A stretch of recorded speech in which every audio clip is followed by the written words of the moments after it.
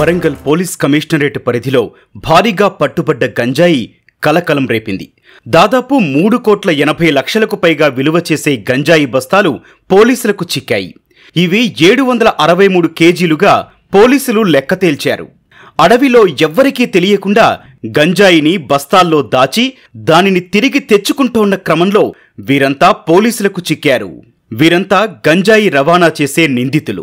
వందల కేజీల గంజాయిని గుట్టుచప్పుడు కాకుండా ఇతర రాష్ట్రాలకు తరలించి సొమ్ము చేసుకోవడం వీరి వృత్తి.